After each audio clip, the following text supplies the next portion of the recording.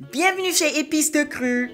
Vous nous connaissez peut-être depuis 2004, mais savez-vous pourquoi on a choisi ce nom pour notre entreprise familiale? Tout le monde sait qu'on vend des épices, mais le cru, lui, qu'est-ce que vous pensez qu'il signifie? En tout cas, ce n'est pas parce qu'on peut manger certaines épices crues qu'on a choisi ce nom-là.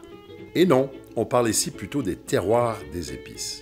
Les conditions particulières comme la géologie, le microclimat et la culture locale influencent la saveur de tout aliment naturel. Par exemple, une fraise cultivée à l'île d'Orléans n'aura pas la même saveur qu'une fraise d'agriculture industrielle de Californie. Et si on apprécie autant les bleuets du lac Saint-Jean ou les pêches de l'Ontario, c'est parce que les conditions sont optimales et uniques à ces endroits. C'est là qu'on parle d'un cru. Et ce n'est pas que les vins qu'on peut appeler des grands crus. Les épices et les thés ont aussi droit à leur lettre de noblesse. Quand les conditions météorologiques et le savoir-faire des producteurs sont au rendez-vous, un simple grain de poivre peut être vraiment incroyable. L'Inde est déjà depuis longtemps célèbre pour ses différents terroirs de poivre, mais le Sri Lanka et l'Équateur en produisent aussi d'excellents crus. Et n'oublie pas la cardamome des monts Cardamome, Philippe.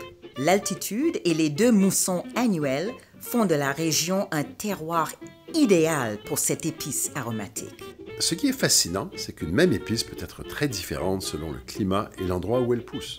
Ces 2 habaneros n'auront donc pas les mêmes saveurs et goûts selon leur terroir d'origine. C'est la quête des grands crus d'épices et de thé qui nous anime depuis plus de 30 ans. Mais on ne pourrait pas vous faire profiter de ces découvertes sans les connaissances des gens du pays qu'on rencontre dans nos voyages. C'est grâce à ces autres passionnés des épices que vous pouvez cuisiner ce soir votre poisson du Québec avec du cumin gorgé de soleil du Maroc, de la coriandre citronnée de l'Inde et du piment des montagnes de la Corée. Alors, Philippe, quelle est ton épice de cru préférée?